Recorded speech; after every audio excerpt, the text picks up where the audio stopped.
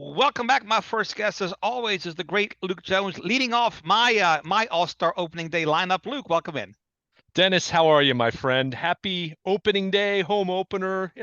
Backed up a day, but still a great time here in Baltimore. It is, and I can't, I'm not a big baseball fan, admittedly, but and I can't tell you the last time I went to an opening day, but I'm going to this one, even though the powers that be moved it due to inclement weather coming in.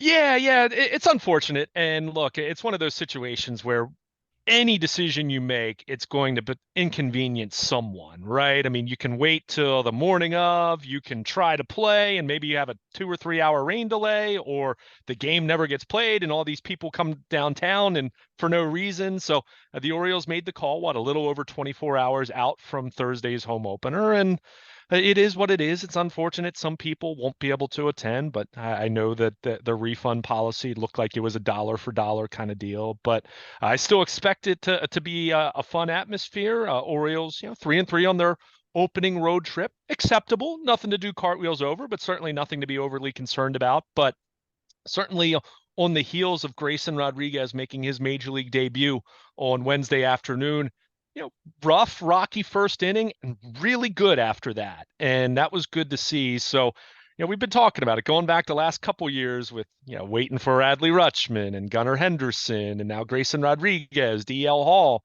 in addition to some of the guys we've gotten to know, the Cedric Mullins and the Ryan Mountcastles over the last few years. But it's a fun time. And certainly this is a team that still has some question marks, but I think there's a lot to like, a lot to be excited about. And especially given what is going on with the Ravens and Lamar Jackson, as I've said and I've written at BaltimorePositive.com, this is an opportunity for the Orioles to really create some buzz and generate some interest that, let's face it, they haven't had in quite some time. So I'm certainly looking forward to the home opener and an opportunity for the Orioles to see if they can take a series against the hated New York Yankees. Now, I've had the pleasure of meeting not only Grayson Rodriguez, but also DL Hall through some mutual friends, just fantastic young men, really, really, really good people. And I was really touched. You tweeted out Grayson's interaction with his father in the locker room. I thought that was really neat. It was so neat. And if you had the chance to watch the game, the mass and cameras were regularly looking at his father, Gilbert, to just to see the reaction, to see him living and dying with every pitch. And I mean, who can't relate to that? Are you kidding Whether me? you're a baseball fan, whether you're talking about another sport, at any level. I mean, think about whether you're thinking about your own dad or you being a father to your son or your daughter Sure. involved in sports. I mean, that's special. So to get to see that, the idea that his the circumstances of his debut were not exactly ideal. He had a rough spring. He didn't make the opening day roster, but for him to be in that position where he made his major league debut roughly 3 hours from where he grew up in Texas, about 3 hours away, Arlington is pretty special. So to see that moment, and kudos to the mass and cameras for providing Oh. that little bit of access to see that embrace. I mean, your heart has to be made of stone if that didn't get to you a little bit. That was pretty special. We have a kid who plays college softball in our family, and the first time she stepped on the field, I teared up. The first time she hit a home run, I lost it, completely lost it. So I can imagine at the major league level the pride that Rodriguez's father had just watching his son play. So it was indeed a special moment. Again, I thank you for capturing it and sharing it with the rest of us. Yeah, I mean, again, it's real easy. We get lost with this, and my goodness, we've talked so much about the business side of sports with Lamar and the Ravens and everything going on there. But at the end of the day, these are still human beings. These are sons, the daughters, and other sports. Obviously the NCAA women's tournament, the Final Four and the championship garnered a lot of attention. So even at the highest levels, at the end of the day, they're still human beings. It's still about relationships. And you mentioned having a chance to meet Grayson Rodriguez, a Yeah. chance to meet DL Hall, hearing Adley Rutschman and Gunnar Henderson. I mean, this is a young core of guys that came up through the minor leagues. And let's face it, anyone who's familiar with minor league baseball, that's not the easiest lifestyle. And now Major League Baseball rightfully is doing some things to improve the conditions of life in the minor leagues and certainly should, considering how lucrative the business is in its totality. But those are guys that are riding buses and staying in not so great hotels and doing all the things because they're chasing a dream. Now, those individuals knew chances are they would make it to the majors, but how many different guys go through that kind of life for years and never even make it to the majors, or maybe they have a cup of coffee. So, to see some of these relationships now at the major league level, Mhm. it's pretty cool. And I think that's why this is a group of guys that, yeah, there's still some questions. And yeah, I'm not ready to say that it's a foregone conclusion that they're going to make the playoffs this year or that they're going to win a World Series in a couple years. But it is a fun group, lots of talent, but certainly some individuals that they, at least on the level that we get to know them as fans or media, even, which we don't really get to know these individuals that well, they seem to be pretty easy, pretty fun to root for. And, beyond just winning, what else can you ask for? With the Baltimore Ravens, Luke, I'm a hardcore fan. I'll watch. I'd watch them if they were 2-15, right? But not so much with baseball. I'm pretty much a bandwagon fan. I'll watch the Orioles when they're doing well.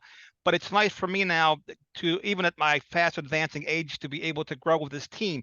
I know some of these players. I know the names of the squad. I can probably name you all 9 starters any given night, which is exciting for me as a sports fan in general in this town. I'm glad to see the Orioles doing well, being competitive out there. Yeah, I mean, you want to feel like you can invest in something, right? I mean, it's not just something you tune into when there's nothing else on Right. TV, or you just like baseball. You want to invest in it a little bit. And again, it's about people. So there is that level of excitement, and you're talking about a group of young guys that will be here for the foreseeable future. Now, there's guys in their minor league system and certain individuals here or there. There can always be trades, and we've seen that with the Ravens with some of their draft picks here in recent years, especially. Mhm. So that nothing, there's always going to be moving parts and changes, but at the same time, when you do have a young core of players, it is fun to think about them growing up and growing into potentially being a team that could win a championship, that could win a World Series. So a lot of work to be done until they can get to that point. But again, to your point, I think it is capturing some interest from folks who either have kind of tuned out just because of how bad the product has been for a long Right. time. And let's face it, for most of the Angelos family, their tenure over 3 decades, it's been very, very very, very disappointing, save for a few years. So I think people are thirsting for winning baseball, championship baseball, but at the same time, it's fun to kind of see these young guys and to see them having success. It was, it's one thing that for Grayson Rodriguez to make his debut, he's going up against Jacob DeGrom, who, when he's right, is the best pitcher in baseball and makes lots of teams look silly. But for him to I don't know if I'd say go toe to toe, but certainly he competed, and you could mention him in the same breath as DeGrom on Wednesday. That's exciting, and Mhm. that's something that, to your point, is going to compel more people to tune in and start watching this team on a more regular basis, which is the idea, right? Yeah. And I would think that you're a baseball purist, right? You love the sport. And I don't know how you feel about the changes. And for me, it wasn't just one change, it was several changes, right? Whether it's the pitch clock, you can't shift anymore. You got to have two infielders on each side, and also the man on second base. I'm sure there's a different term for it in extra innings, but you have all these changes, Luke, at once. Yeah, no question. Now, I will say I'm not a big fan of the extra inning, the man on second base. I'd like I don't know them to what do they call that? Did they call it the man? I mean, I have no man idea. on second. Some people have called it a ghost runner, but he's there, right? It's not like a ghost runner when you're playing Right. wiffle ball I in the don't even know the term. backyard. That's why I'm asking you. Yeah. What do you, I call him the man on second. I don't know. I kind of call the automatic runner at second base in extra innings. Okay. I'm not a big fan of that. I'd like to see them go to play one or two regular extra innings and then maybe you go to that. But again, that's extra innings. It's not something that you deal with on a nightly Right. No, basis. no more But 19 inning games on the horizon. 19, 20 sure, sure. I inning mean, games. Not going to yeah, happen. they certainly have made that clear that they don't want that. The But other thing I'm going to ask you, because I saw the first couple of games, I've seen some players get hit in the head, beamed. And because I was wondering about the unintended consequences of like speeding up the game. Are the guys really settled, whether it's the pitcher or the batter? Because, yeah, 20 seconds seems a bit fast to me. That's all. yeah, that's a really astute question for someone who's admits that you're not a big baseball fan. That's a very fair question. It's something, I've thought about that in general terms, but the couple hit batters and look, I mean, if you watch a lot of baseball, players get batters get hit. It's something you never want to see, especially when they get hit up in Right. the head and face area. I mean, that's just scary as heck when that happens. And you'd like to think no one, and certainly the instances that I've seen it this year, no, no suggestion whatsoever of ill intent. It Oh just no, not at all. unfortunately happens. Right. But I think what you said is a fair question as far as the unintended consequences here. And I think by and large, I love the pitch clock. I am a baseball purist, and the idea of putting a clock in baseball makes me unsettled a little bit because it's the one sport that doesn't have a clock. It's the one sport that hypothetically the game could go on forever, right? Right. You can't Right. say that about the other sports, at least in a regular season sense. But I think that is the one question that as time goes on, there will be some instances.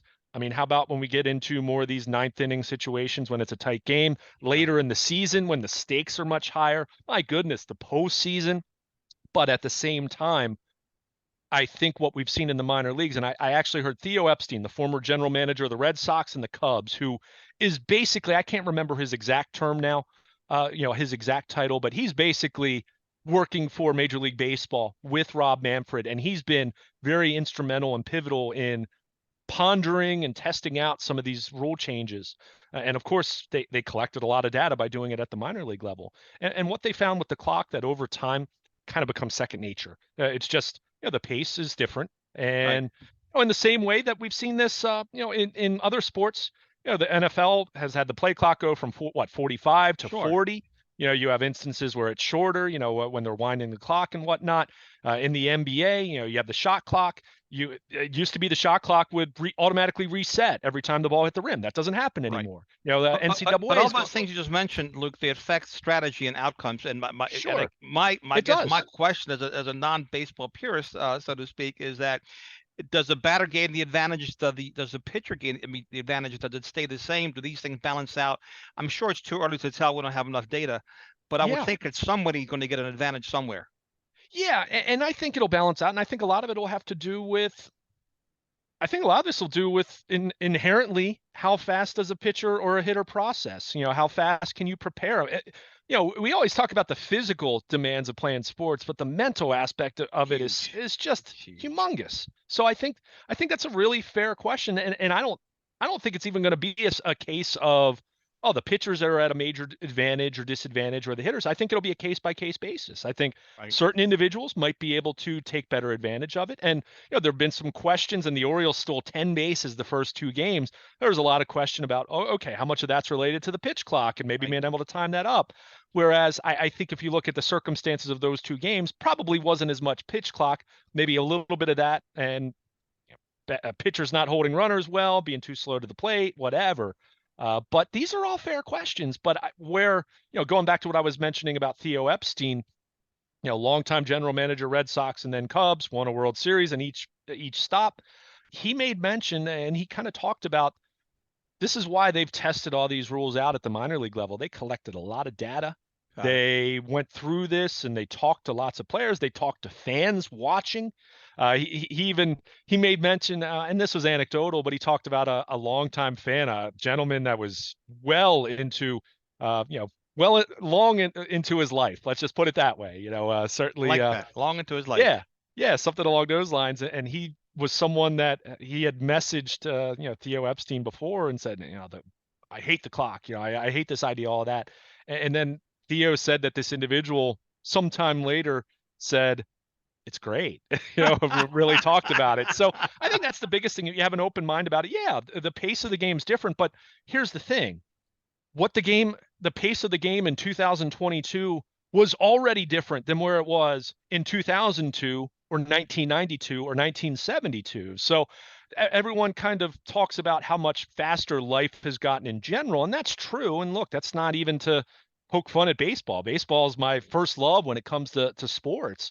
But you have to acknowledge that the world's getting faster, but the game and the data shows it with the average time of game, the baseball has continued to get slower over time. So Right. if you can have a clock and get it back to a pace of where it was 30 years ago or 40 years ago, then why wouldn't it be okay? And look, the thing that Theo Epstein said, and let me give credit. This was the podcast, Jason Stark, longtime MLB writer for The Athletic, did like an hour podcast with Epstein. And he flat out said, look, we're not at all of the mind that the way the rules are now, with the exact details of the pitch clock and all that, are set in stone, that we won't adjust them if there needs to be an adjustment made. But I think the overall sentiment, I've encountered very few people who don't like it. Now, like I said, the extra inning runner at second base, the banning of the shift, I was reluctant about that because that's stifling Strategy. intellect, right? Yeah. That's stifling something that teams put a lot of work into. However, what Theo Epstein talked about was, and he's an analytics guy. I mean, he absolutely is someone who was at the forefront of changes we've seen it within the game going back 20 years ago. But you get to a point where you do have to stop yourself and remind yourself and say, at the end of the day, this is entertainment, right? Inherently, we all love football, we all love baseball, we all love basketball. Inherently, if people aren't consuming the product or aren't consuming it as much as you'd like, then the value of shooting a basketball or hitting a baseball or tackling a ball carrier doesn't have, there is no value if people don't want to watch it. So that's where you do have to look at it and say, from an aesthetics standpoint, from an optics standpoint, that's where I think they made the decision to ban the shift. So that one, I didn't feel as strongly about being in favor of it, but it has led to some more base hits and a higher batting average for balls being put in play. And that's something that baseball wants. At the end of the day, I think everyone would agree, or most people would agree, the consensus, the overwhelming majority would say more action within the game, a little bit quicker pace and more action within the time of game. For me, it wasn't just shortening the game. I mean, if you want to shorten the game, make it 7 innings, right? It could have been Right. as simple as that. And obviously, I'm not saying I'd want them to do that, but the point is, it's the action within that game. And I think the early returns on that are very favorable, and we'll see ultimately how it plays out as we get deeper into the season. I think one thing we're noticing is those pitch clock violations. First of all, they're not happening all that often already after they had spring training to adjust. And that was the consensus in the minor leagues where, yeah, at first there were a few more. You'd have maybe 1.5, maybe 2 per game on average. But they said within a month or so, it was down to about a half of one per game. So, you're talking about something that's what, along the lines of maybe a delay of game penalty in football, maybe, a shot clock violation, you have maybe a couple, over the course of a game. So, you're not talking about something that's all that terribly intrusive when it in relation to the rest of the game. So I think the early returns are very favorable. Well, baseball has been shrinking, right? Their fan base has been shrinking. They've had a difficult time attracting younger people to the game, and I think all these moves will help attract additional eyeballs, additional fannies in the seats at the stadiums. Most young people rather see a 10-9 game versus a 1-0 or 2-1 gem that someone like you would enjoy.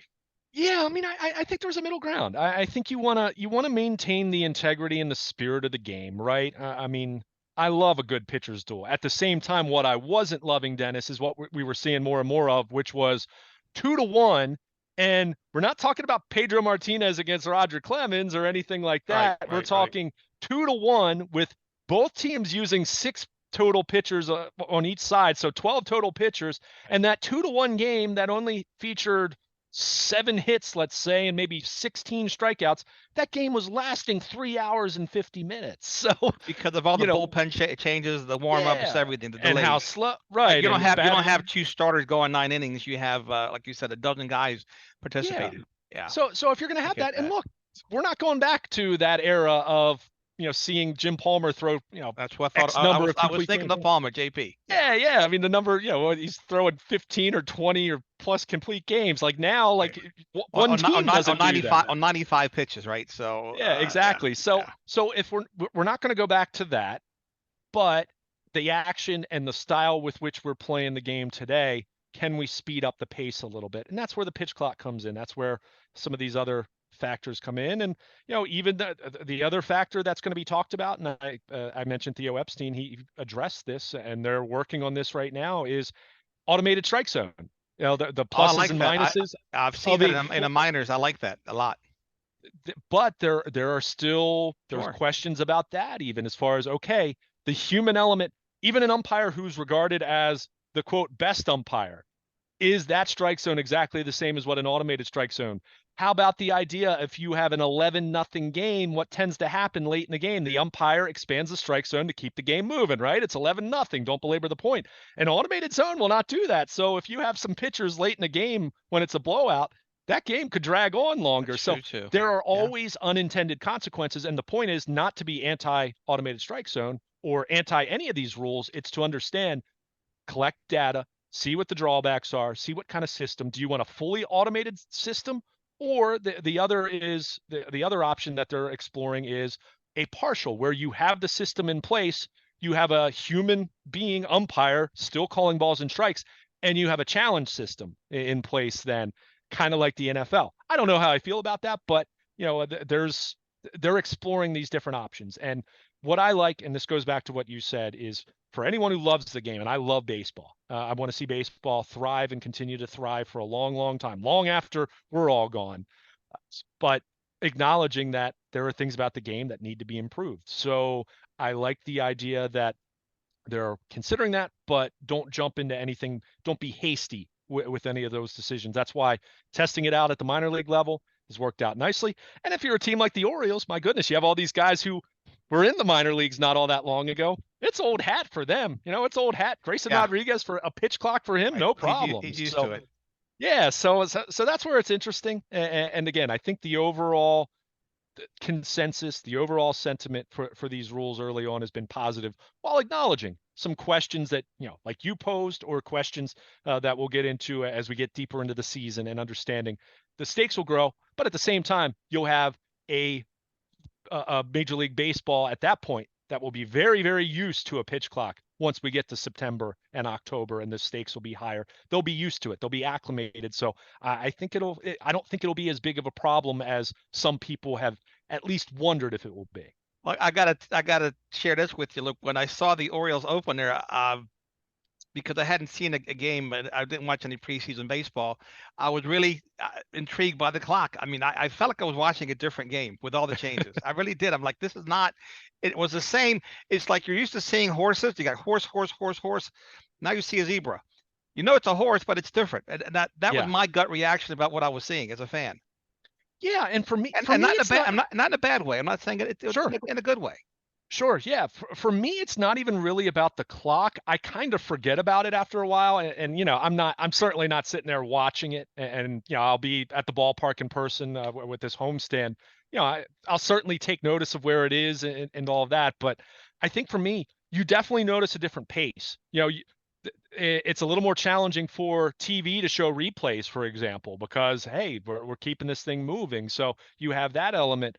But for me, I'm so used to looking down at my phone or my laptop as I'm watching a game, and I don't miss anything. But I was finding, just sitting in my living room doing that, I'd miss the next pitch because it's moving at a quicker pace. But again, that's not a bad thing. It's something that is different. The pace is noticeably faster, but not to the point where it's jarring, not to the point where it's distracting or feels rushed. And I think that's the sweet spot there. That's where I think, and who knows, Hmm. maybe they'll ultimately adjust it for the postseason or something. I don't Right. know, but it feels okay. It feels like the pace, certainly faster, but it doesn't feel like you're playing speed baseball either. Man.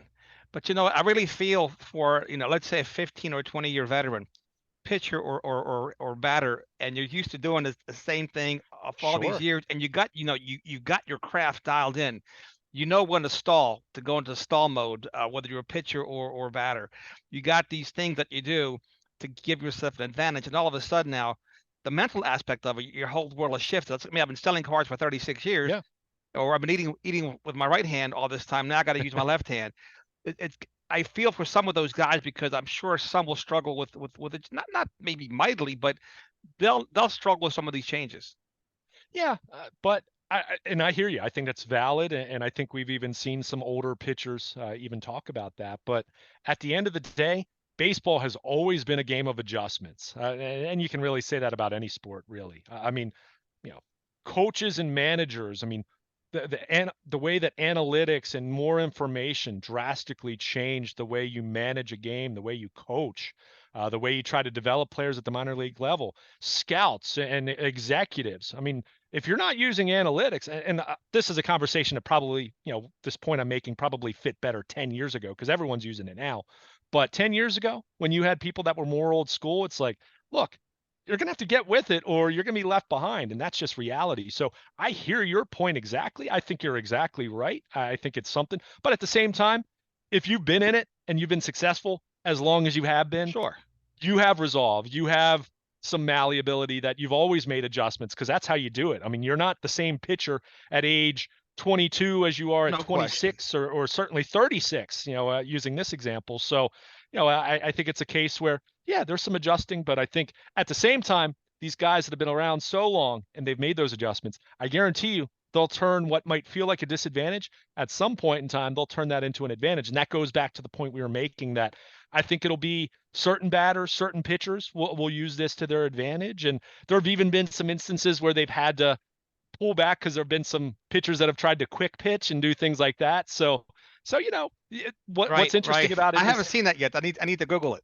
yeah, there were a couple guys who did that in spring training. So, everyone's testing the limits right now, right? I mean, we've talked about this with the Patriots for years, how, habitual line steppers with the rules, Yes, right? yes, of course. But hey, if there's not a rule against it, or if it's something that the rules don't explicitly forbid, then yeah, you're trying to get an edge. I mean, these guys are all insanely competitive at the end of the day. So yeah, Right. it's going to be interesting to see how it ultimately plays out in a big picture sense. All right, as of right now, this is the longest segment I've ever done in my history of 9+ years at WNST on baseball, which is a record, and I thank you for that.